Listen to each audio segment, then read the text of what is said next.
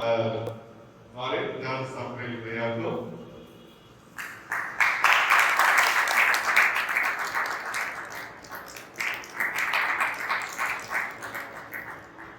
जोरदार तालियां। हालेलुया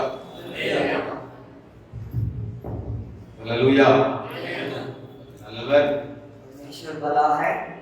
எல்லாரையும் பார்ப்பதிலே எனக்கு மிகுந்த சந்தோஷம். आप लोग को देखने में बहुत मुझे अच्छा लग रहा है। मैं बहुत खुश हूँ। அடுத்த இந்த 10ஆம் தேதி வரை இந்த பீகார் பட்டணத்திலே இருப்பதற்கு ஆண்டவர் ஒரு வாய்ப்பை கொடுத்திருக்கிறார். अगला 10 तारीख तक इस बिहार में रहने के लिए प्रभु ने मुझे अनुग्रह किया है। ஆண்டவர் இந்த கடைசி நாளிலே அவர் செய்ய விரும்புகிற காரியங்களை செய்து முடிப்பதற்காக इस आखिरी दिनों में जो प्रभु करने के लिए चाहता है उसको करने के लिए பலதரப்பட்ட மக்களை அவர் ஒன்றாக இணைக்கிறார்.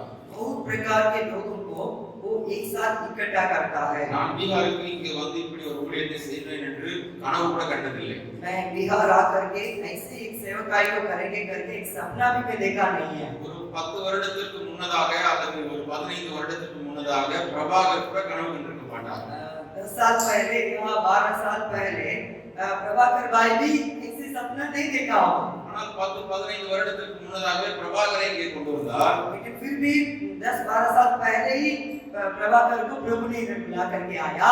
கொண்டு வந்தார் தெரியுமா? इसलिए उनको बुला कर आया मालूम है? மிஷனரியா கொண்டு வந்தாரு. उनको मिशनरी के रूप में बुला कर आया। அநேகரை ஆண்டவருக்குள்ளாக நடத்தும்படியாக கொண்டு வந்தார். बहुत लोगों को प्रभु ने अगुवाई करने के लिए प्रभु बुला कर आया। ஆனா இன்னொரு ரகசியம் இருக்கு.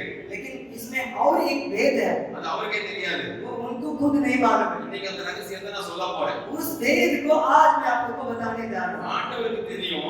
परमेश्वर को मालूम है 2021 வருஷம் 2021 साल में அக்டோபர் மாதம் 4ஆம் தேதி अक्टूबर महीना 14 तारीख ஜான் சாமுவேல் தமிழ்நாட்டுல இருந்து ஒருத்தன் வருவான். जॉन सैमुअल नामक एक परमेश्वर के दास आएंगे। ஹிந்தி தெரியாது. उनको मतलब हिंदी नहीं मालूम है। அவனுக்கு டிரான்ஸ்லேட் பண்றதுக்கு நீ போகணும்னு அப்பவே அவர் அனுப்பியிருக்காரு. उनको अनुवाद करने के लिए तुम जाना है करके पहले प्रभु ने इनको भेज दिया। எத்தனை நல்ல ஆண்டவர். इतना भला परमेश्वर है। ஆண்டவர் எப்படி பிளான் பண்ணிருக்காரு பாருங்க. इतना अच्छा से प्रभु ने मतलब योजना बनाया। ஒருவேளை ஹிந்தி தெரியாத தமிழர் ஒருத்தர் இருந்திருந்தாருன்னா शायद मान लीजिएगा हिंदी मतलब जो नहीं जानता है वैसे एक तमिल बोलने वाला व्यक्ति का रहते तो யார் டிரான்ஸ்லேட் பண்ணிருப்பா? मुझे कौन मतलब अनुवाद किए உன்னை होंगे, யார் கூப்பிட்டிருப்பா? कौन मुझे बुलाया होगा। நம்மளோட ஆண்டவர் பக்காவா பிளான் பண்றவர். हम लोग से हमारा परमेश्वर एकदम अच्छा से प्लान बनाता है। ஹalleluya. हालेलुया। பெரும்பாலான தமிழர்களுக்கு ஒரு நல்ல பழக்கம், அது ஒரு கெட்ட பழக்கமாக உண்டு. बहुत सारे मतलब हमारा तमिल लोगों को एक अच्छा बात भी है, वो ही कभी कभी क्या बनता है एक गलत आदत भी बन जाता है। அது என்னன்னு சொல்றேன். तो क्या मालूम है, आपको मैं बताऊंगा। நான் உலகத்தின் எந்த பகுதிக்கு போனாலும் हम लोग तो जो है तमिल वाले कहीं भी दुनिया की मतलब कोने में जाएंगे तो भी அவங்களுடைய பாஷையை கத்துக்கணும்னு ஆசைப்படுவோம். उनका भाषा को सीखने के लिए हम लोग चाहत रखते हैं। ஆனா फिर भी எங்க பாஷையை அவங்களுக்கு கத்து கொடுத்து வந்துரும்.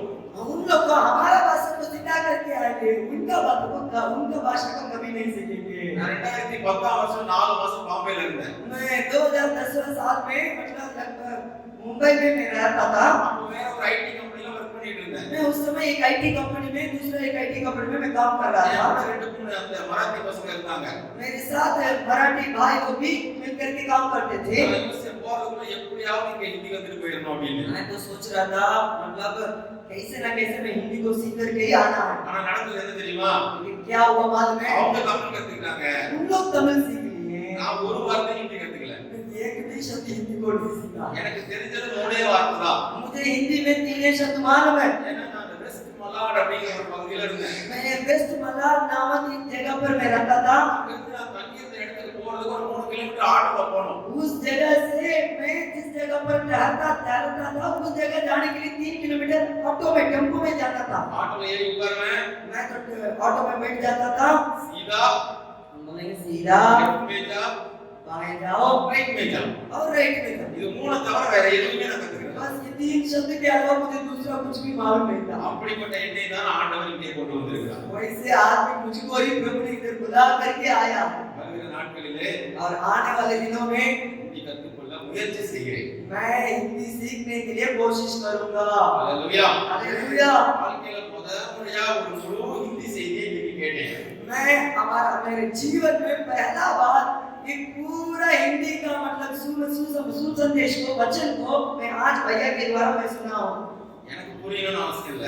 मुझे समझने की कोई जरूरत नहीं है। எல்லாருக்கும் புரிந்திருக்கும் என்று நம்புகிறேன். मैं विश्वास करता हूँ कि आप सभी को समझ में आया होगा। நல்லவர். हालेलुया। परमेश्वर महान है। கொடுக்கப்பட்டிருக்கிற நேரத்திலே मुझे दिया गया जो समय है இந்த கூடுகைக்கு நமக்கு கொடுத்திருக்கிற அந்த தலைப்பை வைத்து इस सभा के लिए दिया हुआ मुद्दा के अनुसार அதற்கு ஒரு அறிமுக செஷனாக ஒரு इंट्रोडक्टरी सेशनाக இந்த நேரத்திலே நான் உங்களோட பேச விரும்புகிறேன். इसका एक परिचय के रूप में इस सेशन को मैं लेकर के आप लोगों को समझाने चाहता हूं। हालेलुया. हालेलुया। ஆயத்தமா இருக்கீங்களா? सब लोग तैयार हैं ना? என்ன தலைப்பு கொடுத்திருக்காங்க? क्या हम लोग के लिए मुद्दा दिया गया है? farewell and finish well. farewell and finish well. அதை தமிழ்ல எப்படி மொழிபெயர்ப்பது என்று நான் பார்த்தபோது मैं उस बात को तमिल में मैं कैसे अनुवाद करूंगा इसे सोचने के समय நிறைய வார்த்தைகள் போட்டு பார்த்தேன். मैं बहुत शब्द को उसमें लगा करके मैं देख रहा था, ஆனா எனக்கு சரியா வர்ற மாதிரி இல்ல. लेकिन कुछ भी उसके साथ सेट नहीं हो रहा था। கடைசியா ஒரு வாக்கியம் கிடைத்தது. आखिर में एक शब्द मुझे मिला, நேர்த்தியாய் செயல்படு. मतलब एकदम सही तरीका से तुम क्या करना है, काम करना है நிறைவாய் முடித்திடு. और संपूर्ण रीति से समाप्त करना है நேர்த்தியாய் செயல்படு. और एकदम सही ढंग से कार्य करो நிறைவாய் முடித்திடு. और संपूर्ण रीति से समाप्त करो। நிறைவாய் முடிக்க வேண்டுமானால் हम लोग संपूर्ण रीति से समाप्त करना होगा तो நாம் நேர்த்தியாய் செயல்படாக வேண்டும். एकदम सही ढंग से काम को करना चाहिए। நேர்த்தியாய் செயல்படாமல் हम लोग सही ढंग से काम किए बिना ஒருபோதும் நிறைவாய் முடிக்க முடியாது. हम लोग कभी हम लोग संपूर्ण रीति से समाप्त नहीं कर पाएंगे। ஒருவேளை முடிக்க முடியும், हम लोग शायद ठीक है समाप्त कर सकते हैं, ஆனால் நிறைவாய் முடிக்க முடியாது. संपूर्ण रीति से समाप्त नहीं कर पाएंगे। அதனால தான் அந்த தீம் சொல்லுது इसलिए उस मुद्दा ऐसे कहता है finish well. finish என்று மட்டும் சொல்லவில்லை, finish well. इसलिए उसमें लिखा है केवल अंत करो, समाप्त करो करके केवल नहीं लिखा है, संपूर्ण रीति से समाप्त करो करके लिखा है। இந்த தீம் கேட்டவாறு ஒரு வசனத்தை தேடினபோது பல வசனங்கள் வேதத்தில் இருக்கிறது. इस मुद्दा के अनुसार मैं एक वचन को ढूंढने के समय इसके अनुसार बहुत वचन मुझे दिखाई दे रहा था। ஒரு தீமும் என்கிட்ட வசனமும் கொடுக்கல என்கிட்ட. भैया तो मेरे पास कोई वचन को मुद्दा के रूप में मुझे नहीं दिया நீங்களே பார்த்துக்கோங்க அப்படின்னு சொல்லிட்டாங்க. और भैया बोल दिए कि आप खुद देख लीजिए, ऐसे बता दिए। ஆவியானவர் எனக்கு காண்பித்த ஒரு முக்கியமான வசனம். और पवित्र आत्मा ने जो मुझे दिखाया उस वचन को मैं बताऊंगा। அப்போஸ்தலர் நடவடிக்கைகள் 20வது அதிகாரம் प्रेरितों का काम का किताब उसका 20वां अध्याय 24வது வசனத்திலே उसका 24वां वचन को हम लोग पढ़ेंगे। பவுல் ஒரு காரியத்தை குறித்து பேசுகிறார். पौलुस ने एक बात को बताता है, அந்த வசனத்தை வாசித்து விடலாம். हम सब लोग उस वचन को पढ़ेंगे।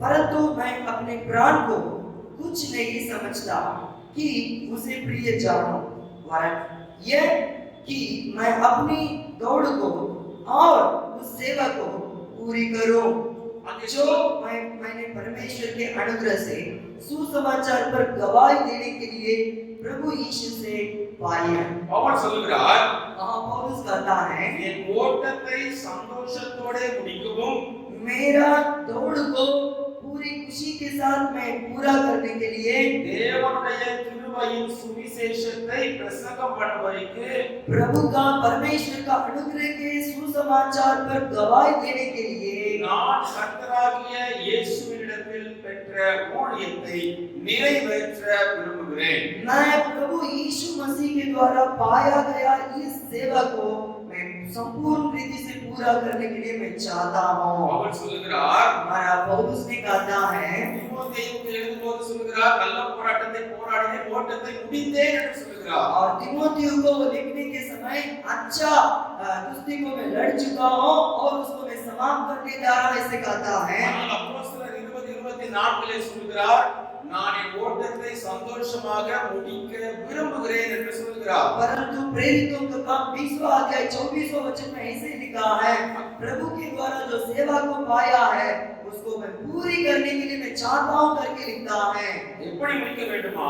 कैसे उसको पूरा करना है? கர்த்தராகிய இயேசுவினிடத்தில் பெற்ற ஊழியத்தை और परमेश्वर के द्वारा प्रभु यीशु मसीह के द्वारा जो पाया गया सेवकाई को அவர் விரும்புகிறபடி நிறைவேற்றி முடிக்க விரும்புகிறேன் என்று சொல்கிறார்। उनके चाहत के अनुसार मैं पूरा करना है करके पौलुस इधर बताता है। அப்போஸ்தலனாகிய பவுலுக்குள்ளாக हमारा प्रेरित पौलुस का अंदर அவருடைய ஊழியத்தின் நாட்களிலே, उनकी सेवकाई के दिनों में, ஊழியத்தின் ஆரம்ப நாட்களிலே उनका सेवकाई का शुरुआत के समय में என் ஓட்டத்தை நான் சந்தோஷமாய் முடிக்க வேண்டும் என்கிறதான ஒரு ஆவல் இருந்தது। उनका अंदर एक चाहत था, मेरे दौड़ को मैं संपूर्ण रीति से पूरा करना है करके उनका अंदर विचार था। அது மட்டுமல்ல, இது கர்த்தராகிய இயேசு கிறிஸ்து எனக்கு கொடுத்த ஊழியம் என்கிற ஒரு உறுதி இருந்தது। वो केवल नहीं है, ये सेवकाई मेरा प्रभु यीशु मसीह के द्वारा दिया गया करके एक निश्चय था।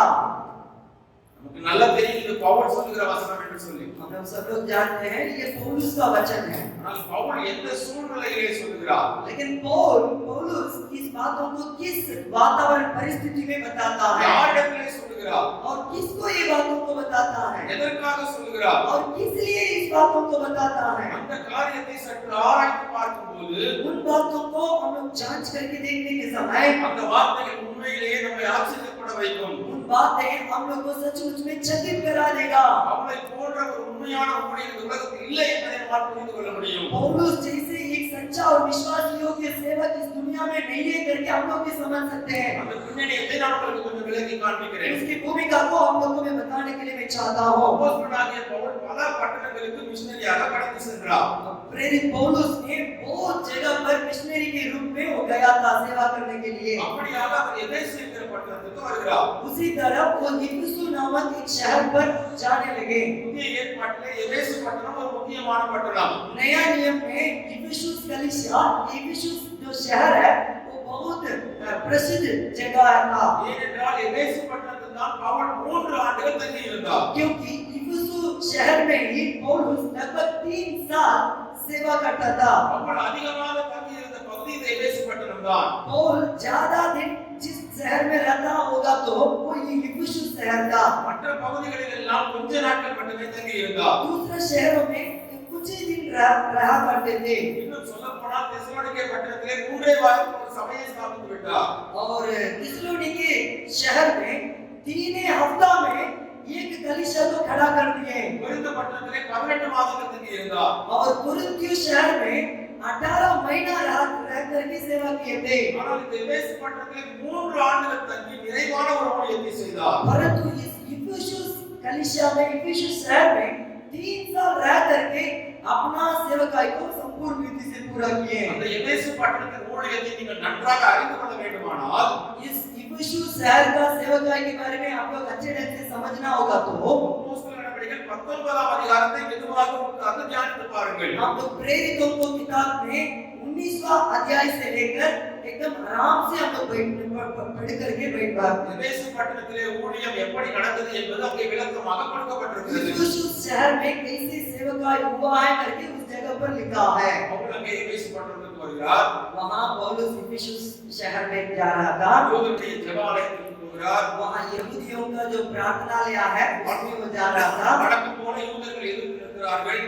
जैसे लगातार होता है वैसे ही यहूदी लोग उनको विरोध कर रहे हैं। உடனடியாக அங்கே அவர் திரன்னோ என்கிற டைரானஸ் என்கிறதான ஒரு மனிதனுடைய ஸ்கூல்ல தங்கி ஊழியத்தை தொடங்குகிறார்। वहां तिरनो नामक मतलब टेरानियस नामक एक व्यक्ति के स्कूल में जा करके वो अपना सेवकाई को शुरू कर रहे थे। அங்கே இருந்து பல ஊழியங்களை அவர் செய்கிறார்। उसी जगह पर रह करके बहुत जगह में सेवकाई को खड़ा कर रहे थे। சுற்றி இருந்த பகுதிகளில் இருந்து கூட அங்கே வந்து பவுலிடத்திலே வார்த்தைகளை கற்று சீஷர்கள் உருவானார்கள் என்று சரித்திரம் சொல்கிறது। आसपास के शहर के लोग भी वहां आकर के सेवकाई के बारे में सीख करके वहां से जा रहे थे। அப்படி அவர் தங்கி ஊழியம் செய்து கொண்டிருக்கும்போது वैसे वहां ठहर करके सेवा करने के समय में பவுலை கொண்டு ஆண்டவர் திரளான அற்புதங்களை செய்தார்। पौलुस के द्वारा परमेश्वर ने बड़े-बड़े चमत्कार के कामों को करने लगे। பவுல் வீட்டு வாசல்ல கியூல ஆட்கள் நிற்க ஆரம்பித்தார்கள்। अभी पौलुस के डेरे के सामने लोग लाइन में खड़े हुए थे। எதுக்கு தெரியுமா? मालूम है பவுல் வந்து தலையில கை வச்சு ஜெபம் பண்ணணும்னு இல்ல. पौलुस आकर के उन लोगों पर उनको माथा मुड़ी पर हाथ रख करके प्रार्थना करने के लिए नहीं है பவுலோட கர்ச்சீஃப் கொஞ்சம் கணக்கு கிடைக்குமா? पौलुस को रुमाल मिलेगा ஏனென்றால் அவன் கர்ச்சீஃபை கொண்டு போய் ஒரு வியாதிஸ்தன் மேல போட்டா சுகமாச்சு. क्योंकि उनका रुमाल को उठा करके किसी बीमार व्यक्ति के ऊपर डालेंगे तो उनका बीमारी भी ठीक होता था கர்ச்சீஃப் யாராவது வாங்குவாங்க? हमारा कच्ची को हमारा रुमाल को कोई लेंगे அவர் மூக்க கடிச்சாரோ மூஞ்ச கடிச்சாரோ அவர் கர்ச்சீஃபை நம்ம எதுக்கு தொடர்ந்து ஓடி போயிடுவாங்க. वो अपने चेहरा को पोछे या फोटो पोछे क्या किसको क्या मालूम है எபேசு பட்டணத்திலே பவுலோட கர்ச்சீஃபை வாங்குறதுக்கு கியூல நின்னாங்க ஆட்கள். इफिसु जो शहर में पौलुस का रुमाल को लेने के लिए लोग लाइन में खड़े थे பவுல வந்து எல்லாரும் வந்து எங்க வீட்ல ஜெபம் பண்ணுங்க. और पौलुस को लोग आकर के भैया हमारे घर में आकर के प्रार्थना कीजिए ஒருவேளை வர முடியல உங்க பெல்ட்டை கட்டி கொடுங்க. ए भैया आप नहीं आ पाएंगे तो आपका जो मतलब बेल्ट है उसको कम से कम दे दीजिए ஜனங்கள் பவுலிடத்திலே அவருடைய கர்ச்சீஃபையும் அவருடைய பெல்ட் எல்லாம் புடிங்கிட்டு போயிருப்பாங்கன்னு நினைக்கிறேன். வசனம் இருக்கு, அந்த வீட்டுல போய் வாசிச்சு பாருங்க. वचन में ऐसे लिखा है पौलुस को रुमाल और उनका जो बेल्ट है सबको छीन छीन करके लोग लेकर के जा रहे थे அந்த பவுல் செய்தது ஒரு சாதாரண ஊழியம் அல்ல. उस जगह पर पौलुस एक साधारण सेवकाई को नहीं किया है யூதர்கள் எதிர்த்தார்கள் உண்மைதான். यहूदी लोग उनको सामना किए विरोध किए ये बात तो सच है அதே பட்டணத்திலே பவுலுடைய பெயரை ஆண்டவர் மகிமைப்படுத்தினார், மேன்மைப்படுத்தினார். परंतु उसी शहर में परमेश्वर पौलुस के नाम को ऊंचा किया और प्रसिद्ध किया था ஒரு நிறைவான ஊழியம் தான், एक संपूर्ण सेवका வல்லமையான ஊழியம் தான், एक सामर्थी सेवका அநேகருக்கு விடுதலையை கொடுக்கிற ஒரு ஊழியம் தான். बहुत लोगों को छुटकारा देने वाला एक सेवका அநேகர் ஆண்டவர் பக்கம் திரும்புவதற்கு ஏதுவாக பவுலை ஆண்டவர் பயன்படுத்தினார். உண்மைதான். परमेश्वर के वो बहुत लोग मुड़ने के लिए पौलुस को प्रभु जबरदस्त रीति से इस्तेमाल किया था ये बात सच है இது மட்டுமல்ல, वो केवल नहीं है பவுலை பார்த்து அசுத்த ஆவிகள் எல்லாம் ஓடினான். पौलुस को देख करके दुष्ट आत्माएं डरते हुए कांपते हुए भागने लगा அங்க ஸ்கேவான் ஒரு பிரதான ஆசாரியன் இருந்தான். वहां एक स्केवर नामक एक प्रधान याजक था महायाजक था அந்த பிரதான ஆசாரியனுக்கு 7 குமாரர்கள் இருந்தார்கள். उस महायाजक को 7 को बेटे थे அவங்க பாக்குறாங்க, उन लोग देख रहे थे நம்ம அப்பா பிரதான ஆசாரியன், हमारा पिताजी तो महायाजक है இந்த ஆள் செஞ்ச மாதிரி ஒரு அற்புதத்தையும் நம்ம பார்த்தது இல்லையே. जो पौलुस जैसे करता वैसे एक भी चमत्कार को तो हम लोग देखे ही नहीं இந்த ஆளை பார்த்தா பிசாசு எல்லாம் பிச்சுக்கிட்டு ஓடுது. ये पौलुस को देखेंगे तो पूरा दुष्ट आत्माएं भाग रहा है அவங்க பாக்குறாங்க, अभी पौलुस को लोग देख रहे हैं பவுல் போய் இயேசுவின் நாமத்துல போ அப்படின்னு சொன்னோனே பிசாசு ஓடுது. पौलुस जाकर के यीशु मसीह के नाम से भागो बोलने के समय शैतान भाग रहा था இந்த ஸ்கேவாவோட 7 குமாரரும் பாக்குறாங்க, अभी इसके बाद जो महायाजक है उनका 7 को बेटा देख रहे थे இந்த இயேசுவின் நாமத்துல போ அப்படிங்கிற வார்த்தை ஏதோ மந்திரம் அப்படின்னு நினைச்சிட்டாங்க. इन लोग सोच रहे थे कि यीशु मसीह के नाम से भागो ये एक जंतर मतलब मंत्र जैसे समझ रहे थे लोग நம்மளும் இந்த வார்த்தையை சொன்னா பிசாசு ஓடுன்னு அவங்க எல்லாம் நினைச்சிட்டாங்க. ये लोग खुद समझने लगे हम लोग भी इसी नाम से प्रार्थना करेंगे तो शैतान भाग जाएगा ऐसे सोचने लगे அந்த நேரம் பார்த்து ஒரு பிசாசு பிடிச்ச மனுஷன் வர்றான். उसी समय हम लोग जैसे ही सोच रहे थे वहां एक दुष्ट आत्मा से ग्रसित आदमी आ रहे थे वहां 7 பேர் போய் அந்த பிசாசு பிடிச்ச மனுஷனை பார்த்து இயேசுவின் நாமத்துல நீ போ அப்படின்னு சொல்றாங்க. अब ये सातों लोग जा करके यीशु मसीह के नाम से भागो करके उनको डांटने लगे பிசாசு ஓடல. अभी शैतान दुष्ट आत्मा ने भागा नहीं है அப்படியே திரும்பி 7 பேரையும் பார்த்துச்சு. अभी ये सातों लोगों को ऐसे लग எனக்கு रहा பவுலையும் தெரியும், तुरंत बोलने लगा எனக்கு मैं இயேசுவையும் தெரியும், पौलुस को भी जानता हूँ यीशु मसीह को भी जानता हूँ அவன் பண்ணத காப்பி எடுத்து என்கிட்ட விட்டு காமிக்கிறியா उनको जो काम को देख करके मेरे पास आकर के तुम दिखाता है அப்படின்னு சொல்லி அந்த பிசாசு பிடிச்ச மனுஷன் பாஞ்சான் பாருங்க. और जिसके अंदर दुष्ट आत्मा था वो ये सातों लोगों को पकड़ करके இந்த வசனம் சொல்லுது, उस जगह पर वचन में लिखा है 7 பேரும் ட்ரெஸ்ஸ கழட்டி போட்டு ஓடி போயிட்டாங்களாம். ये सातों लोग अपने कपड़ा अपने को छोड़ करके भाग गए வசனத்துல இருக்கிறத தான் சொல்றேன். जो वचन में लिखा उसी बातों को बता रहा हूँ இந்த சம்பவம் நடந்த பிறகு इस घटना होने के बाद பவுல் பயங்கர ஃபேமஸ் ஆயிட்டாரு. और पौलुस प्रसिद्ध हो गया था ஆசியா முழுவதிலும் ஃபேமஸ் ஆயிட்டாரு. आसिया पूरा उनका प्रसिद्ध हो गया முதலாவது எதிர்ப்பு காணது पहले तो विरोध आया था இரண்டு என்கிற மனிதனுடைய ஸ்கூலுக்கு போனாரு. अभी उस समय किरण नामक उस आदमी के स्कूल के पास वो स्कूल में रह करके सेवा किए அங்கிருந்து நிறைய அற்புதங்கள் நடந்தது. उस जगह में से बहुत चमत्कार होने लगा, நிறைய பிசாசுகள் ஓட ஆரம்பிச்சிச்சு. बहुत प्रकार का दुष्ट आत्माएं भागने लगा, இந்த 7 பேர் செஞ்ச காரியத்தினால பவுல் இன்னும் ஃபேமஸ் ஆயிட்டாரு. और ये 7 लोग जो काम किए हैं इस काम के द्वारा और पौलुस का नाम ऊंचा हो गया। நிறைவான ஊழியம் தான், एक संपूर्ण सेवकाई था, வல்லமையான ஊழியம் தான், एक सामर्थ्य सेवकाई था, திருப்தியான ஊழியம் தான். एक संतुष्ट सेवकाई था। உங்க பகுதியில் இப்படி ஒரு காரியம் நடந்தா நீங்க திருப்தி அடைவீங்களா இல்லையா? आप लोगों के क्षेत्र में ऐसे काम होगा तो आप लोग संतुष्ट होंगे कि नहीं होंगे?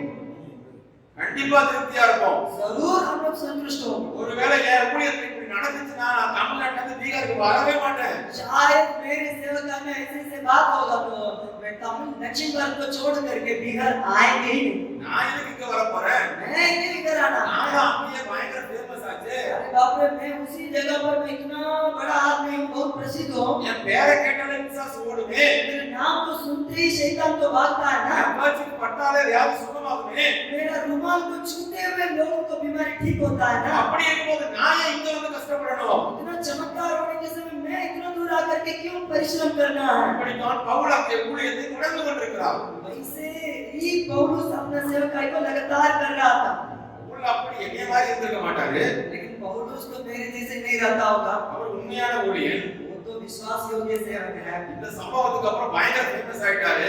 ये घटना के बाद बहुत प्रसिद्ध हो गया था। அவர் போய் எந்த மந்திரவாதிக்கும் ஜெபம் பண்ணவே இல்லை. वो जा करके किसी तांत्रिक व्यक्ति को प्रार्थना नहीं किया था। 19 அதிகாரம் சொல்லுது, परंतु 19वां अध्याय में से लिखा है, நிறைய மாயவித்தைக்காரர்கள் பவுலிடத்திலே வந்தார்கள். बहुत प्रकार के तांत्रिक लोग, ओझा सोगा लोग इनके पास आने लगे। அவர்கள் மந்திரம் செய்வதற்கு வைத்திருந்த புத்தகங்கள், பொருட்கள் எல்லாவற்றையும் கொண்டு வந்து போட்டு எரித்தார்கள். उन लोग अपना तांत्रिक काम के लिए जो किताबें रखते थे उसको आग में जला दिए थे। நல்லா கவனிங்க. अच्छे से ध्यानपूर्वक सुनिए। பவுல் போய் அவங்களுக்கு சுவிசேஷம் கூட சொல்லவில்லை. पौलुस जाकर के वहां सुसमाचार को भी बताया नहीं है। தேவ வல்லமை பயங்கரமாக வெளிப்பட்டது. परमेश्वर का सामर्थ बहुतायत से प्रकट हुआ। அவளுக்கு தங்கி இருந்தது நிமித்தமாக மாயவித்தைக்காரர்கள் கூட தன்னால மனமாறினார்கள். पौलुस वहां ठहरने के समय में तांत्रिक को लोग भी अपने से खुद मन फिराने लगे। எத்தனை ஆச்சரியமான ஊழியம்! कितना आश्चर्य सेवकाई है। நம்முடைய ஊழியங்களில் இப்படிப்பட்ட காரியங்கள் நடந்ததில்லையே. हमारा सेवकाइयों में ऐसे ऐसे बातों अभी तक हुआ नहीं है। அவர்கள் எவ்வளவு சந்தோஷப்பட்டிருக்க வேண்டும். पौलुस कितना खुश होना चाहिए था। அது மட்டுமல்ல, वो केवल नहीं है, அந்த எபேசு பட்டணத்து மக்கள் उस इफिसुस शहर के लोग ஒரு பெண் தெய்வத்தை வழிபட்டு வந்தார்கள். एक महिला देवता को लोग पूजा करते थे அந்த பெண் தெய்வத்தின் பெயர் ஆங்கிலத்திலே டயானா. और उस देवता का नाम अंग्रेजी में डयाना, தமிழ்ல தியானான்னு போட்டிருக்கு, ஹிந்தில என்ன போட்டிருக்குன்னு எனக்கு தெரியல. हिंदी में भी डियोना करके लिखा, இங்கிலீஷ்ல டயானா இருக்கு, வீட்ல போய் படிச்சுக்கோங்க. अंग्रेजी में डयाना करके दिया गया है। ஒரு விக்கிரக ஆராதனை நிறைந்த ஒரு பட்டணம் எபேசு பட்டணம். उस इफिसुस शहर पूरा मूर्ति पूजा के काम से भरा हुआ एक शहर था। என்ன செய்வார்கள் அவர்கள்? उन लोग क्या करते थे? இந்த தியானா என்ற பெண் தெய்வத்தினுடைய கோயில் வடிவிலே வெள்ளி சிலைகளை செய்து வைத்து வணங்குவார்கள். उस दियोना जो देवता है उनका रूप में चांदी का मूर्ति को बना करके रखते थे। அப்படிப்பட்ட சிலைகளை செய்து விற்கிற ஒரு மனிதன் இருந்தான். उस मूर्तियों को बनाकर बेचने वाला एक मनुष्य था।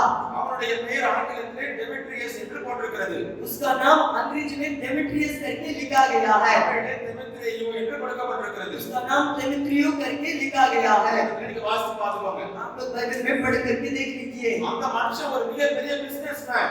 वो एक बड़ा व्यापारी था। அவனுடைய வியாபாரம் என்னது? उसका व्यापार क्या है?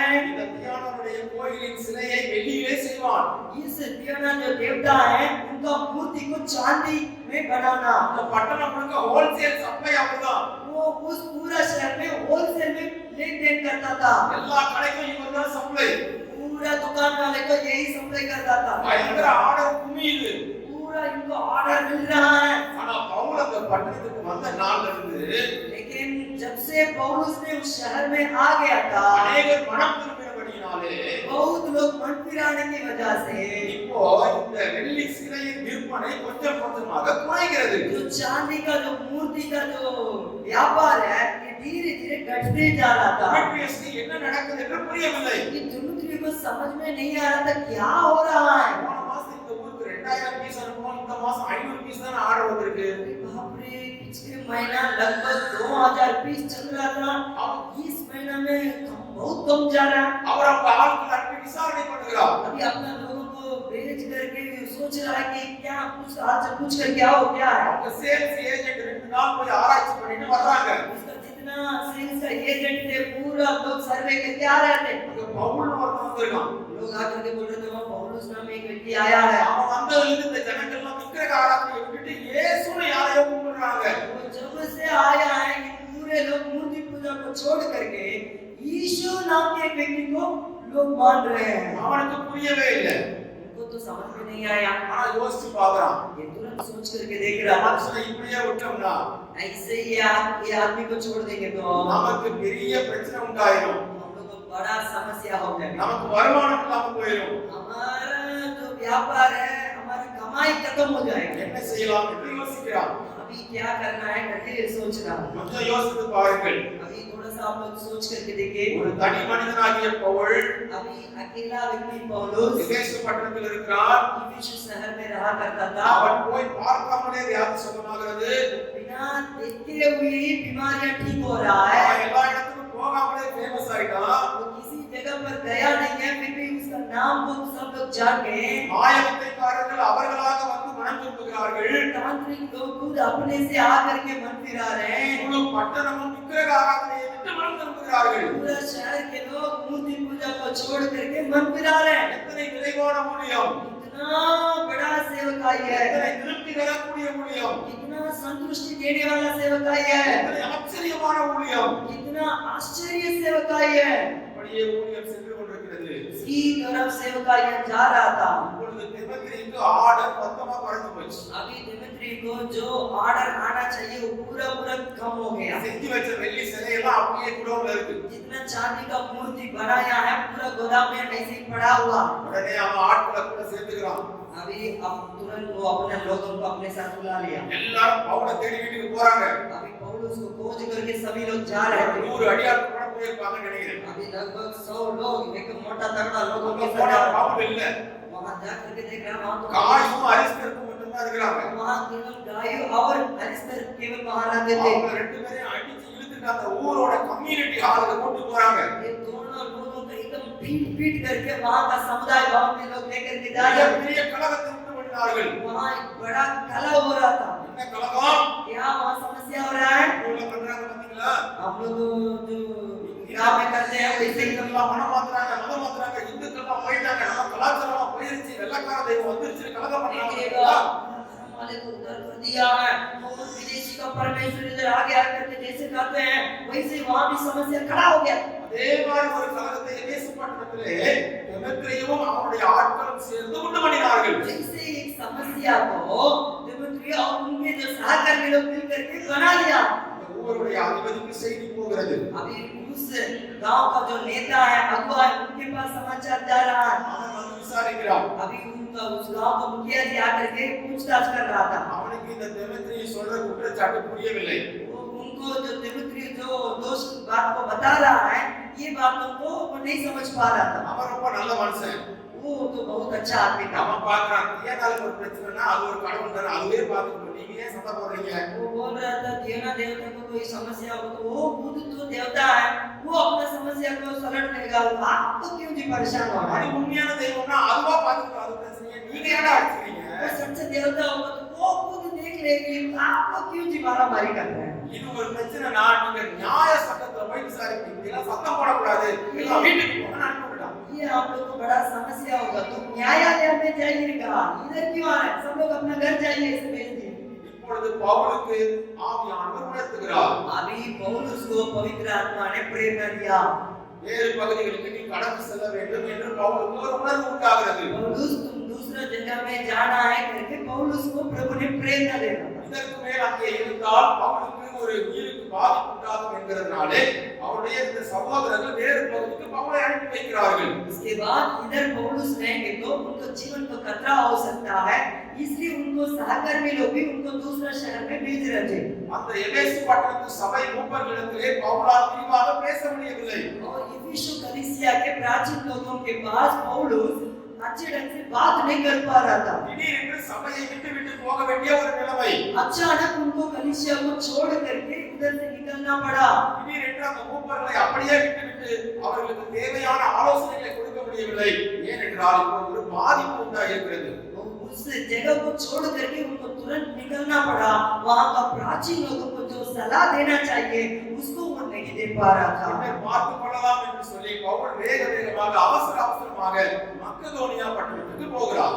बाद में देखा जाएगा करके वो तुरंत जल्दीबाजी में मकेदोनिया शहर में वो जा रहे थे। அங்கே போய் 3 மாதம் தங்கி இருக்கிறார். वहां जाकर के 3 महीना रहते थे। அங்கே இருந்து சீரியா தேசத்துக்கு போக வேண்டும் என்று முயற்சி செய்கிறார். उस जगह से सीरिया देश में जाने के लिए वो कोशिश कर रहा था। போகிற வழியிலே த்ரோவா என்ற பட்டணத்துக்கு வருகிறார். उसी रास्ता में त्रोआस नामक एक जगह पर पहुंच रहा था। இவையெல்லாம் 9ஆம் அதிகாரத்திலே சொல்லப்பட்டிருக்கிறது. ये सारी बातें 20वां अध्याय में लिखा गया है। த்ரோவா பட்டணத்திலே 7 நாட்கள் தங்கி இருக்கிறார். वहां त्रोआस में लगभग 7 दिन ठहर रहा था। அங்கே இருக்கிற சீஷர்களோடு பேசுகிறார். वहां जितने चेले लोग थे उन लोग से वार्तालाप कर रहा था। நல்லா கவனிக்கணும். ध्यानपूर्वक सुनिए। பவுல் எபேசுவை விட்டு வெளியே வந்து விட்டார். और पौलुस अभी इफिसु कलीसिया को छोड़ करके शहर को छोड़ करके बाहर आ गया। சுற்றி இருக்கிற பட்டணங்களில் உள்ள சீஷர்களிடத்திலே பேசுகிறார். आसपास में के शहर के चेले लोगों से वो वार्तालाप कर रहे थे।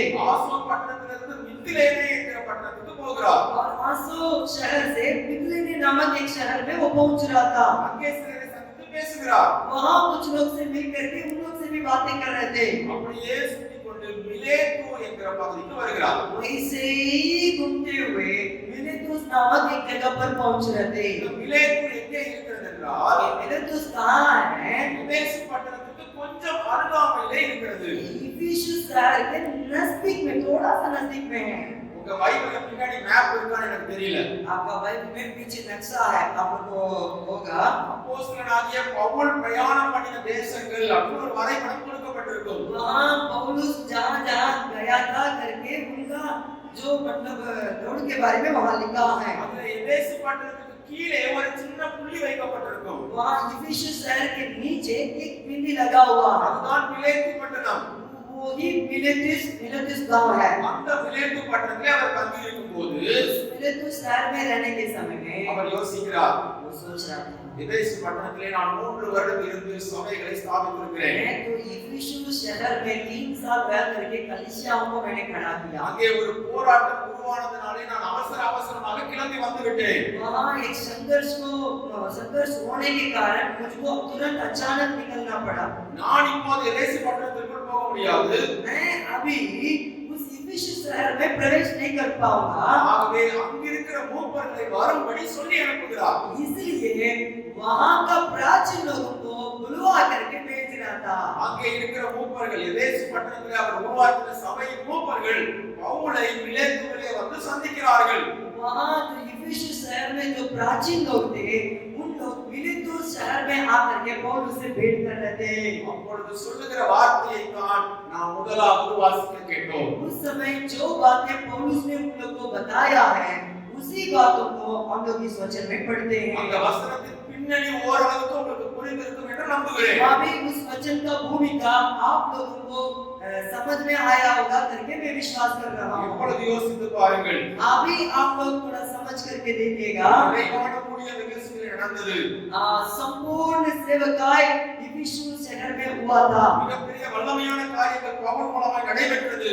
बड़े-बड़े चमत्कार के बातें पौलुस के द्वारा वहां होता था। அநேகர் ஆண்டவரிடத்தில் திரும்பினார்கள். बहुत सारे लोग परमेश्वर के ओर आने लगे। மந்திரவாதிகள் மனம் திரும்பினார்கள். तांत्रिक लोग भी मन फिराने लगे। அப்பேற்பட்ட ஊழியங்களை செய்த பவுல் इतना बड़ा सेवकाई को किया है हमारा पौलुस। நான் செய்த ஊழியத்திலே திருப்தி அடையவில்லை.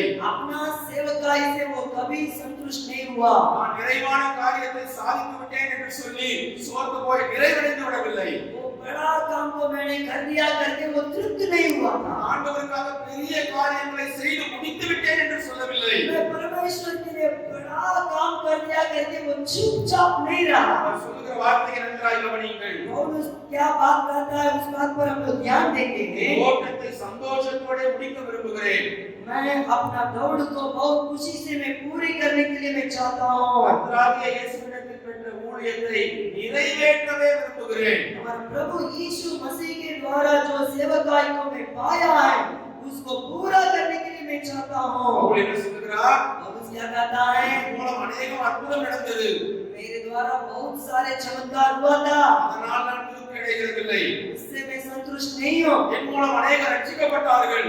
मेरे द्वारा बहुत लोग तो उद्धार पाया, அதனால் நான் திருப்தி அடைகிறதில்லை. इससे भी मैं तृप्त नहीं होता। ஆசியா முழுமைக்கு நான் ரொம்ப ஃபேமஸ் ஆனேன். आसिया पूरा मेरा नाम प्रसिद्ध हो गया था, அதனால் நான் திருப்தி அடைகிறதில்லை. फिर भी मैं उससे संतुष्ट नहीं हूँ। அநேக சீஷர்களை நான் உருவாக்கினேன். बहुत सारे चेले लोगों को भी मैं खड़ा कर दिया, அதனால் நான் திருப்தி ஆகிறதில்லை.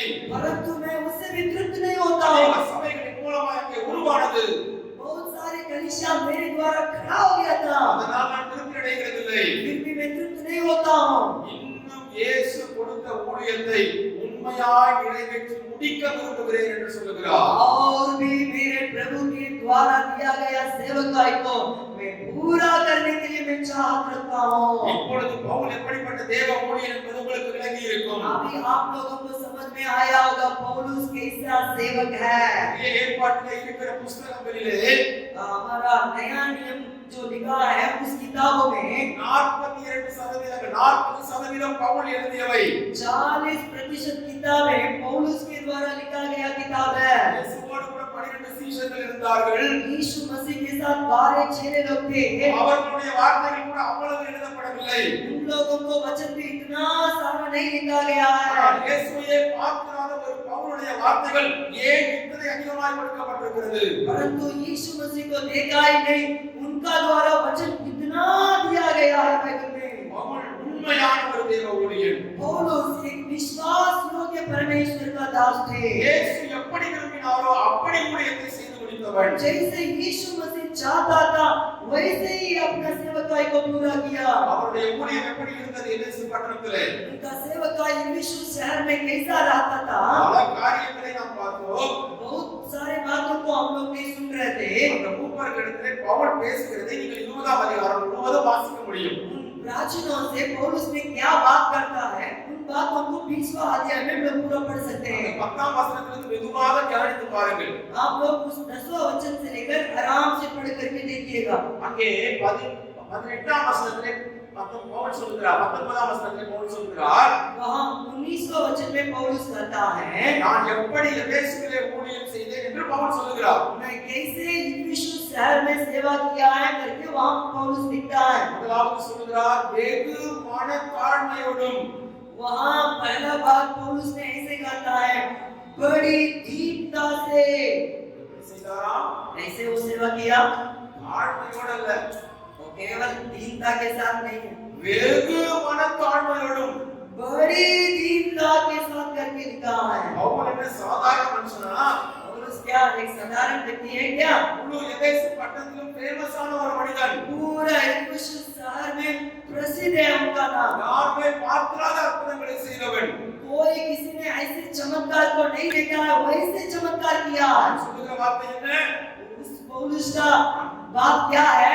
எவ்வளவு உயரத்துக்கு போனாலும் मैं कितना भी ऊंची परिस्थिति में मैं जाएंगे तो भी நான் வெகு மனத்தாழ்மையோடு உங்களிடத்தில் இருந்தேன். मैं बड़ी दीनता से आप लोगों के बीच में रहा था। ஏன் தெரியுமா? இந்த ஊழியம் அது எனக்கு தேவன் தந்தது. क्यों मालूम है? ये सेवकाई जो मिला है परमेश्वर की ओर से मुझे मिला। அவர் உண்மையுள்ளவன் என்று எண்ணி எனக்கு கொடுத்த ஊழியம் என்று தீமோத்தேயுவிலே பவுல் எழுதுகிறார். मुझे विश्वास योग्य समझकर प्रभु ने मेरे हाथ में सौंपा है करके तीमुथियुस को लिखता है। நான் எத்தனை பெரிய ஊழியத்தை செய்தாலும் मैं कितना भी बड़ा सेवकाई कर किए होंगे அவர்களிடத்திலே மனத்தாழ்மையோடு இருந்தேன் என்று சொல்கிறார். फिर भी आप लोगों के बीच में बड़ी दीनता के साथ में आया हूं करके वो लिखता है। அதே 19ஆம் வசனத்திலே उसी 19वां वचन में மிகுந்த கண்ணீரோடும் मैं आंसू बहा बहा कर करके लिखा है।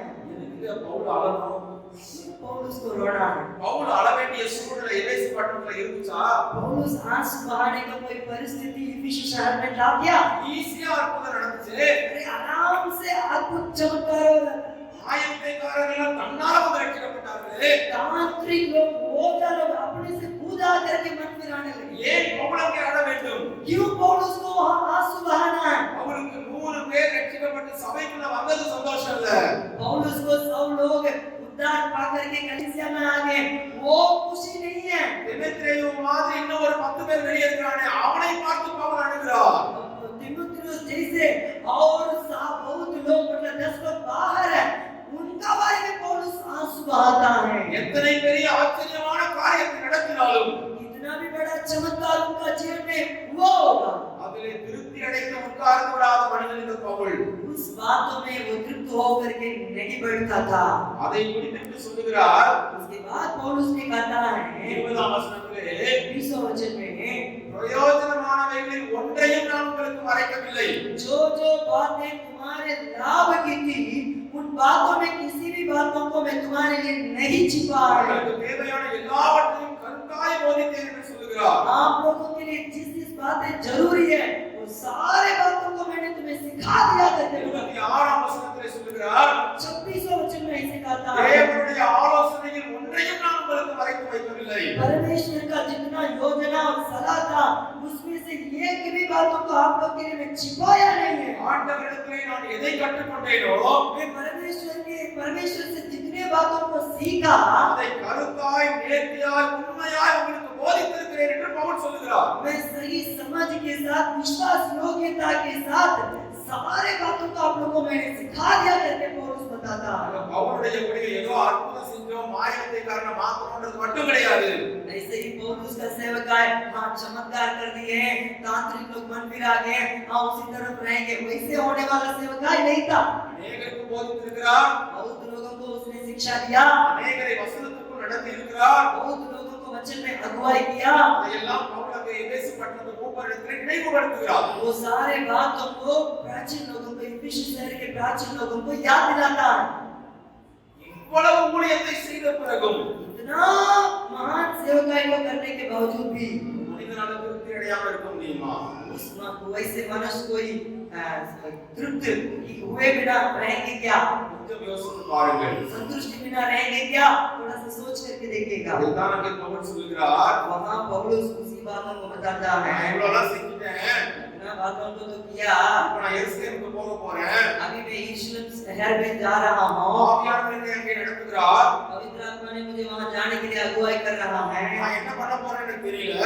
मैं क्या करने जा रहा हूँ मुझे पता नहीं है, ஆவியானவர் ஒன்றே ஒன்றை மட்டும் சொல்லுகிறார். परंतु पवित्र आत्मा मुझसे एक बातों को बताता है, எனக்கு அங்கே உபத்திரவங்களும் பாடுகளும் கட்டுகளும் வைக்கப்பட்டிருக்கிறது என்பது எனக்கு தெரியும். वहाँ मेरे लिए क्लेश और उपद्रव और कष्ट रखा गया है, அப்படி இருந்தாலும் நான் அங்கே போக விரும்புகிறேன். परंतु उस जगह पर मैं वहाँ जाने के लिए निर्णय कर लिया हूँ। ஏன் தெரியுமா? क्यों मालूम है? ஆவியானவர் என்னை அங்கே நடத்துகிறார். क्योंकि पवित्र आत्मा ने मुझे उस उधर जाने के लिए अगुवाई कर रहा है। ஒருவேளை நான் போக மாட்டேன் என்று சொல்லுவேனானால் शायद मैं नहीं जाऊंगा ऐसे कहेंगे तो தேவன் தந்த ஊழியத்தை நான் நிறைவேற்ற முடியாது. परमेश्वर के द्वारा दिया गया सेवकाई को मैं पूरा नहीं कर पाऊंगा। அதை விளக்கும்படித்தான் பவுல் அந்த வார்த்தையை சொல்லுகிறார். बातों को समझाने के लिए पौलुस ये सारे बातों को बताता है। என் ஜீவனால நான் பெருசா எண்ணல. मेरे जीवन को मैं बड़ा नहीं समझता हूँ, என் ஓட்டத்தை நான் சந்தோஷமா முடிக்கணும். मैं अपना दौड़ को बड़ी खुशी के साथ मैं पूरा करना है। அப்படி நான் சந்தோஷமா முடிக்கணும்னா मैं ऐसे बड़ी खुशी के साथ समाप्त करना होगा तो கர்த்தர் தந்த ஊழியத்தை நான் நிறைவாய் நேர்த்தியாய் செய்ய வேண்டும். परमेश्वर के द्वारा जो सेवकाई को मैंने पाया है उसको संपूर्ण रीति से मैं पूरा करना அவர் है, விரும்புகிறபடி செய்ய வேண்டும். और जैसे प्रभु चाहता है उसके अनुसार मुझे करना है। நான் விரும்புகிறபடி செய்கிறதல்ல, मैं जैसे चाहता हूँ वैसे नहीं करना है, அவர் விரும்புகிறபடி செய்ய வேண்டும். जैसे प्रभु यीशु चाहता है वैसे मुझे करना है। எபேசு பட்டணத்து மூப்பர்கள் பவுல் தங்களோடு இருக்க வேண்டும் என்று விரும்பினார்கள். और यीशु शहर के प्राचीन लोग पौलुस अपने संग रहने के लिए उन लोग विचार रखते थे। தொடர்ந்து பார்க்கும்போது அவருடைய கழுத்தை கட்டிக்கொண்டு அழுதார்கள் என்று பார்க்கிறோம். लगातार उस वचन को पढ़ने के समय उन लोग पौलुस को गले लगा करके उन लोग रो रहे करके लिखा है। பவுல் சொல்லுகிறார், परंतु पौलुस उस जगह पर कहता है, நீங்கள் எல்லாம் எனக்கு அன்பானவர்கள்தான். सचमुच में आप लोग मेरे प्रिय लोग हैं, என்னால் உருவாக்கப்பட்டவர்கள்தான். सचमुच में मैंने आप लोगों को बनाया था, ஆனால் என்னுடைய ஓட்டம் நின்று விடக்கூடாது. परंतु मेरा सेवकाई मेरे दौड़ इस जगह पर रुकना नहीं है, நான் முடிக்க வேண்டும். मैं और पूरा करना है। அவர் நடத்துகிறபடி நடக்க வேண்டும். जैसे प्रभु चाहता है वैसे में दौड़ना है। அதுதான் ஒரு உண்மையான தேவ ஊழியனுடைய அடையாளம். वो ही एक विश्वास योग्य सेवक का एक चिन्ह है। கேட்டுக்கொண்டிருக்கிற அருமையான தேவ ஜனங்களே, इस वचन को सुनने वाले मेरे प्रिय दास लोग, இந்த 2 நாட்களும் इस दोनों दिन, நேர்த்தியாய் செயல்படு, इन दोनों दिन में நிறைவாய் முடித்திரு. सही ढंग से काम करो और संपूर्ण रीति से अंत करो। வார்த்தைகள் உங்கள் காதுகளிலே ஒலித்துக் கொண்டிருக்கட்டும். ये बातें आप लोगों को दिल में, मन में लगातार सुनते रहने पाए। இந்த உணர்வு எல்லா மக்களுக்குள்ள வர வேண்டும் என்பதனால்தான் यही बात आप लोगों के अंदर उत्पन्न होते रहने पाए। அவன் தன்னுடைய சபை மூப்பர்களை அழைத்து இதை பேசுகிறார். ये सारे बातें आपके अंदर, मेरे अंदर आने के लिए पौलुस ने अपना प्राचीनों को बुला करके बताता है। அவன் சொல்லிவிட்டு இன்னொரு முக்கியமான காரியத்தையும் அங்கே சொல்லுகிறார். ये सारे बातों को बता करके पौलुस और एक बातों को प्राचीनों से कह रहा था। என்னுடைய ஓட்டம் சந்தோஷமாக முடிய வேண்டுமானால் मेरा दौड़ खुशी के साथ मैं समाप्त करना होगा तो நான் போன பிறகும் मैं जाने के बाद भी அல்லது என்னுடைய நாட்களுக்கு பிறகும் और मेरा जीवन समाप्त होने के बावजूद भी நான் ஸ்தாபித்த இந்த ஊழியமானது मैं जिस सेवकाई को खड़ा किया था, இன்றைக்கு இருக்கிற அதே வைராக்கியத்தோடு தொடர வேண்டும். जैसे अभी बहुत धूम के साथ है, उसी धूम के साथ लगातार चलते रहना। அதற்கு ஏற்றவாறு இறை சபை மூப்பர்களை நீங்கள் நடந்து வர வேண்டும் என்று பவுல் அங்கே எழுதுகிறார். इससे होने के लिए हे मेरे प्रिय प्राचीन लोग, आप लोग कार्य कीजिए करके उन लोगों को सलाह देता है। நிறைய காரியங்கள் அந்த வசனங்களிலே இருக்கிறது. बहुत सारे बातें इन वचनों में लिखा गया है, ஒரு காரியத்தை பவுல் சொல்லுகிறார். परंतु एक बात को पौलुस बताता है, நான் போன பிற்பாடு मैं जाने के बाद மந்தையை தப்பவிடாத ஓநாய்கள் வெளியேறி வரும். जरूर मतलब भेड़शाला को तितर बितर करने वाले लोमड़ियां आएगा। அவர்கள் உங்களை கெடுத்து போடுவார்கள். उन लोग आप लोग को बिगाड़ने के लिए कोशिश करेंगे। வெளியேறி ஓநாய்கள் வரும். बाहर से भी लोमड़ियां आएगा, உள்ளே இருந்து சில ஓநாய்கள் வரும். अंदर से भी कुछ लोमड़ियां उठेगा। பவுல் அங்கே எழுதுகிறார். वहां पौलुस वैसे ही लिखता है, ஊழியர்கள் நாம் ஒரு காரியத்தை அறிந்து கொள்ள வேண்டும். हम सेवक लोग हैं, हम सब लोग एक बात को समझना जरूरी है। சபைக்கு வெளியே இருந்து வருகிற பிரச்சனைகள் ஒருபோதும் சபையை அழித்து விட முடியாது. कलीसिया के बाहर से आने वाली समस्याएं कलीसिया को कभी भी बर्बाद नहीं कर पाएगा। ஒருவேளை இந்த கட்டிடத்தை இடிச்சிடலாம். शायद उन लोग इस मकान को तोड़-फोड़ कर सकते हैं। ஆவிக்குரிய கண்ணோட்டத்தோடு பாருங்கள், சபைக்கு வெளியே இருந்து வருகிற பிரச்சனை आत्मिक नजर से देखिएगा, जो समस्याएं बाहर से, कलीसिया के बाहर से आता है, அது சபையை இன்னும் உறுதியாக்கும், வளர்ந்து பெருக செய்யும். वो कलीसिया को और मजबूत करेगा और बढ़ोतरी को मिलाएगा। ஆனால் சபைக்கு உள்ளிருந்து எழும்புகிற பிரச்சனை இருக்குது பாருங்க. परंतु कलीसिया के अंदर से जो उत्पन्न होता है वो समस्याएं, அது ஒரு தவறான உபதேசமா இருக்கலாம், वो शायद एक गलत शिक्षा हो सकता है, ஒரு தவறான ஆராதனை முறையா இருக்கலாம், वो शायद एक गलत आराधना करने का तरीका हो सकता है, சபைக்கு உள் எழும்புகிற பரிசுத்த குலைச்சலா இருக்கலாம், शायद वो कलीसिया के भीतर से उत्पन्न होने वाले पवित्रता का गढ़ी हो सकता है। நிச்சயமாக சபையை அழித்துவிடும். जरूर कलीसिया को बर्बाद कर देगा। Repeat that again. मैं उस बातों को फिर से बताने चाहता हूँ, சபைக்கு வெளியிருந்து வருகிற பிரச்சனைகள் சபையை வளர்ந்து பெருக செய்யும். कलीसिया के बाहर से आने वाले समस्याएं कलीसिया को बढ़ोतरी में ले जाएगा, ஆனால் உள்ளிருந்து எழும்புகிற குழப்பங்கள் சபையை அழித்துவிடும். परंतु कलीसिया के भीतर से उत्पन्न होने वाले समस्याएं कलीसिया को बर्बाद कर देगा। உணர்ந்த பவுல் इस बातों को जो पौलुस समझता था, எபேசு பட்டணத்து மூப்பரிடத்திலே சொல்லுகிறார், विश्व शहर के कलीसिया के प्राचीन लोगों से बता रहा था, மந்தையை தப்பவிடாத ஓநாய்கள் வெளியிலிருந்து வரும். भेड़शाला को तितर बितर करने वाले लोमड़ियां बाहर से भी आएगा இருந்தும் வரும். और अंदर से भीतर से भी निकलेगा। இதே காரியத்தை பல நிருபங்களில் அவர் எழுதுவதை நாம் பார்க்கிறோம். इसी बातों को बहुत चिट्ठियों में भी पौलुस लिखा करके याद दिलाता है। அவள் தன்னுடைய ஓட்டம் மட்டும் நிறைவாய் முடிய வேண்டும் என்று விரும்பவில்லை. पौलुस केवल अपने दौड़ संपूर्ण रीति से पूरा होना करके सोच नहीं रखता था, நான் உருவாக்கின எல்லா சபைகளும் அதே போல நிறைவாய் முடிக்க வேண்டும் என்று விரும்புகிறார். अपने द्वारा बनाया गया हर एक सेवकाई भी बहुतायत से संपूर्ण रीति से पूरा होना ऐसे सोच रखता था। ஆகவே தான் பவுலை ஒரு உயர்ந்த மனிதனாக வேதம் காண்பிக்கிறது. इसलिए पवित्र आत्मा का जो परमेश्वर का वचन है, पौलुस को एक महान सेवक के रूप में दिखा देता है। நான் ஏதோ ஊழியத்தை செஞ்சேன், சபையை கட்டினேன், உருவாக்கினேன், போயிடுறது கிடையாது.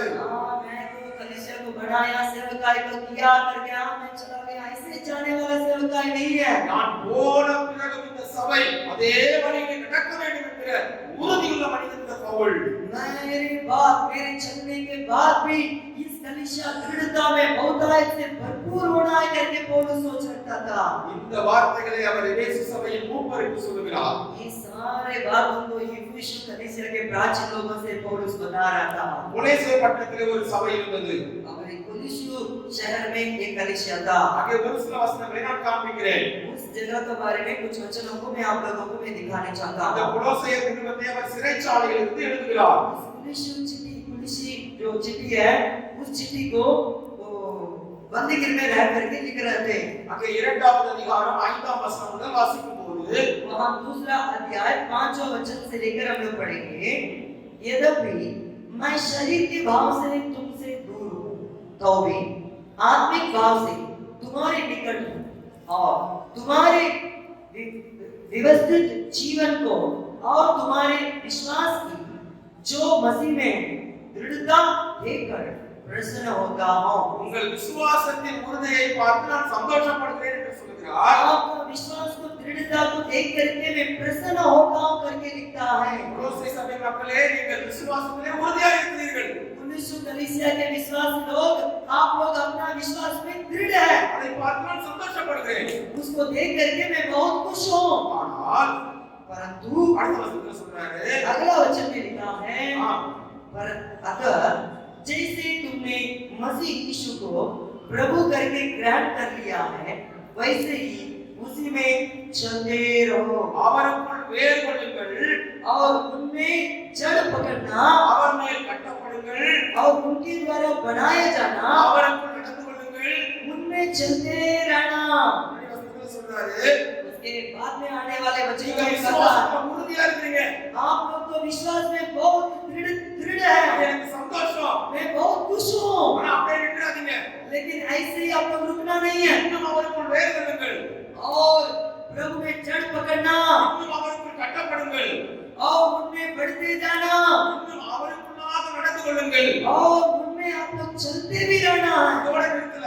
और वैसे ही रोक दिया नहीं है। அடுத்த வசனத்துல சொல்றாரு, और उसका अगला वचन में भी लिखा है, நீங்கள் போதிக்கப்பட்டபடியே விசுவாசத்தில் உறுதிப்பட்டு और जैसे तुम सिखाए गए वैसे विश्वास में दृढ़ होते जाओ அதிலே இன்னும் பெருகுவீர்களாக என்று சொல்லுகிறார். और अधिक अधिक धन्यवाद में बढ़ते रहो करके लिखा है। ஆக பவுல் எபேசு சபை மூப்பரை பார்த்து சொன்னது என்ன?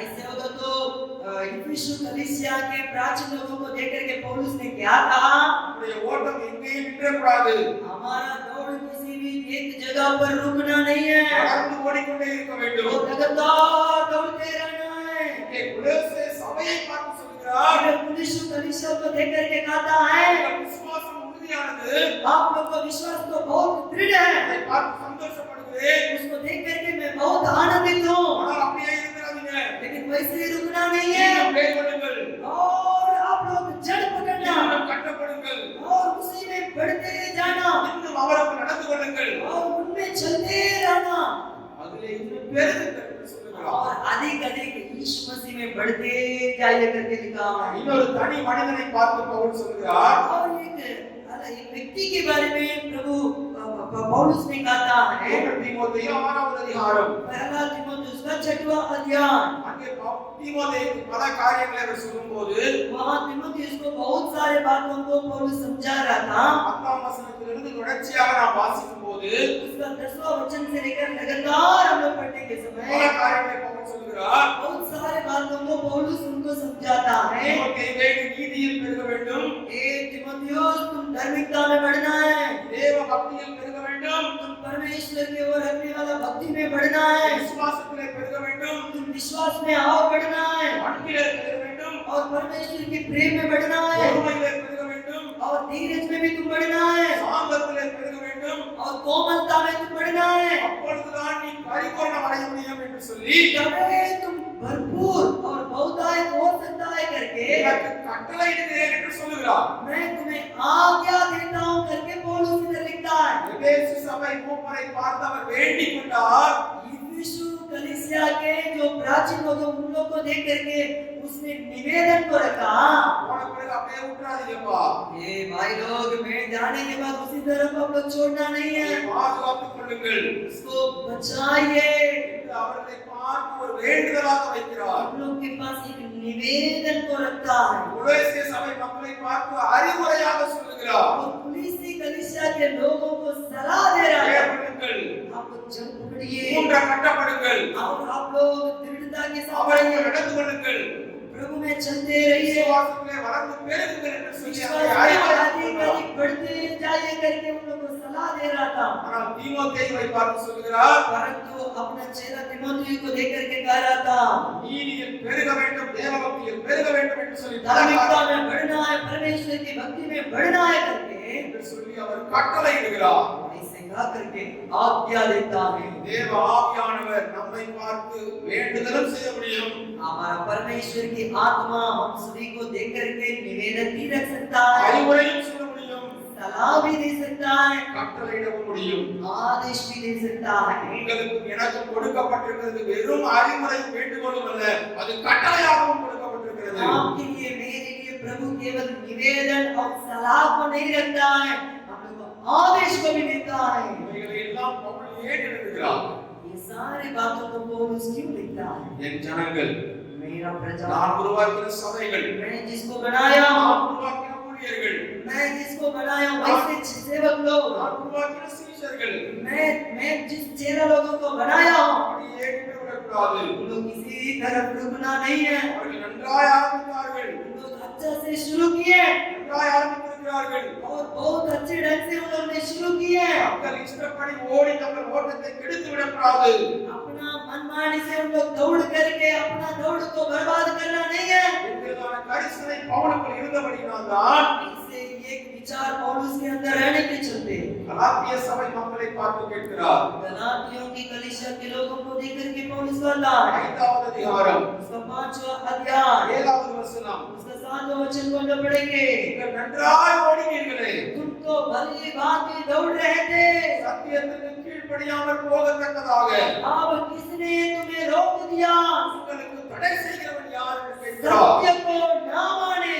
அவன் உலகத்தை பார்த்து கேட்கவில்லை, पौलुस दुनिया संसार को देख करके नहीं पूछ रहा था, ரட்சிக்கப்படாத மனிதர்களை பார்த்து கேட்கவில்லை, जो मन फिराया नहीं, उद्धार पाया नहीं, उनको देख करके नहीं है। கலாத்திய சபையை பார்த்து, அங்க இருக்கிற ஜனங்களை பார்த்து, ஊழியர்களை பார்த்து கேட்கிறார். गलाती कलीसिया को देख करके, वहां की कलीसिया के विश्वासी को देख करके, सेवक लोगों को देख करके पूछ रहा था, நீங்கள் நன்றாய் ஓடினீர்களே, आप लोग तो बहुत अच्छे ढंग से शुरू किए थे, உங்கள் ஓட்டம் இன்னும் முடியவில்லையே, आप लोग को दौड़ को अभी तक समाप्त हुआ नहीं है, அதற்குள் நீங்கள் ஏன் வழிமாறி போகிறீர்கள்? आप लोग उससे पहले क्यों इधर उधर भटक गए? எத்தனை பெரிய ஊழியனாய் இருந்தாலும், इतना भी बड़ा महान सेवक हो, எத்தனை பெரிய சபையாய் இருந்தாலும், इतना भी बड़ा कलीसिया क्यों न हो, பரிசுத்த ஆவியானவருடைய நடத்துதலோடு நடக்காத போது पवित्र आत्मा के अगुवाई के अनुसार नहीं चलने के समय வழிமாறி போவதற்கு வாய்ப்பு உண்டு. हम लोग भटकने का मौका है। அதே காரியம் கலாத்திய சபைக்குள் நடந்தது.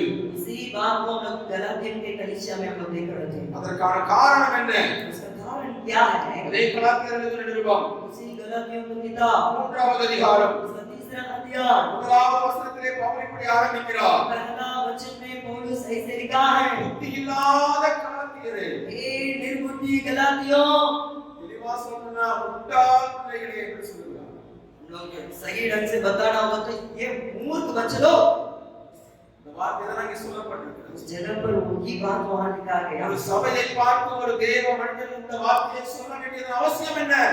अपना कलीसिया को देख करके परमेश्वर का दास ऐसे कहने का क्या जरूरत है? அங்கே 3ஆம் வசனத்திலே பவுல் சொல்கிறார், 3रा वचन में पौलुस ऐसे कहता है, ஆவியினாலே ஆரம்பம் பண்ணின நீங்கள் आप लोग आत्मा की रीति से आरंभ करके மாம்சத்திலே முடிவு பெறப் போகிறீர்களோ? शारीरिक रीति से आप लोग क्यों समाप्त करते हैं? நாம் எல்லாரும் நன்றாக ஆரம்பித்திருக்கிறோம், நல்லது. हम सभी लोग अच्छे ढंग से शुरुआत किए हैं। ஆவியிலே ஆரம்பம் பண்ணினதால் தான் இன்றைக்கு ஊழியர்களாக உட்கார்ந்து கொண்டிருக்கிறோம். आत्मा में हम लोग आरंभ करने के चलते आज परमेश्वर के सेवक के रूप में हम लोग इधर बैठे हैं। ஆகவேதான் ஆண்டவர் நம்மை சபை நடத்துகிற தலைவர்களாக, மேய்ப்பர்களாக வைத்திருக்கிறார். इसलिए परमेश्वर कलीसिया को अगुवाई करने के अगुवे के रूप में डाला है।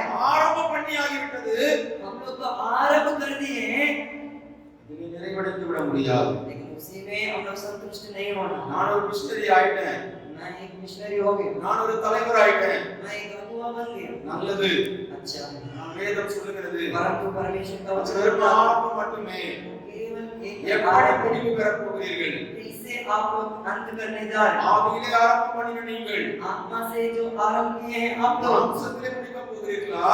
शरीर की रीति से समाप्त करने जा रहे हैं அந்த क्या? ஆவிக்கு ஏற்றபடி நடந்து கொண்டு या आत्मा के अनुसार चल करके ஆவியிலே முடிக்கப் போகிறீர்களா? आत्मा की रीति पर अंत करने जा रहे हैं। தேவன் விரும்பிய வண்ணம் முடிக்கப் போகிறீர்களா? परमेश्वर जैसे चाहता वैसे दौड़ को पूरा करने जा रहे हैं क्या?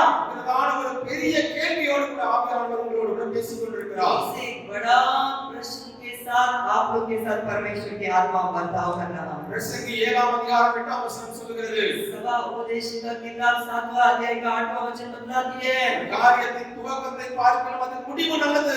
एक काम का शुरुआत से उसका अंत अच्छा है। உன்னுடைய துவக்கம் அருமையா இருக்கிறது, நல்லது. हमारा शुरुआत हमारा आरंभ बहुत अच्छा है, நாம் நேர்த்தியாக முடித்தாக வேண்டிய ஒரு கட்டாயம் உண்டு. लेकिन संपूर्ण रीति से समाप्त करने का जरूरी भी है। இந்த கேள்வி இந்த 2 நாட்கள் உங்கள் காதுகளிலே ஒலித்துக் கொண்டிருக்கட்டும்.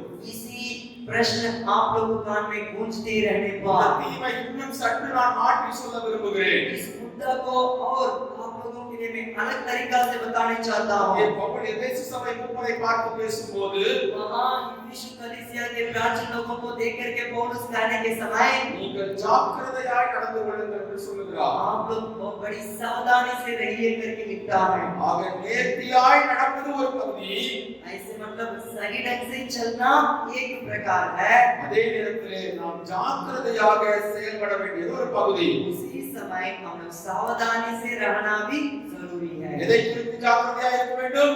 इन बातों के बारे में हम लोग सावधानी रहना, நம்முடைய ஜீவியத்தை குறித்து ஜாக்கிரதையாக இருக்க வேண்டும். अपना व्यक्तिगत जीवन के बारे में बड़ी सावधानी के साथ रहना। அதை குறித்து நாம் நாளைக்கு விரிவாக தியானிக்கலாம். उन बातों को हम लोग कल का दिन ज्ञान पूर्वक समझेंगे। இந்த 2 கேள்விகளோடு கூட और ये 2 प्रश्न के साथ நான் நேர்த்தியாக செயல்படுகிறேனா?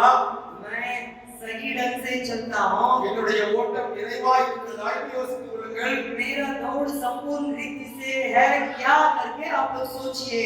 அதோடு கூட उसी के साथ ஆவியில் தானே ஓட்டத்தை ஆரம்பம் பண்ணினேன். मैं अपना दौड़ को आत्मा से ही आरंभ किया। என்னுடைய ஓட்டம் எதை நோக்கி ஓடிக்கொண்டிருக்கிறது? अभी मेरा दौड़ किधर के ओर किस प्रकार की दौड़ में चल रहा हूँ। அப்படியே நான் தொடர்வேனானால் मैं ऐसे ही दौड़ को मैं चलते रहेंगे तो நான் தேவனை சந்தோஷப்படுத்துவேனா?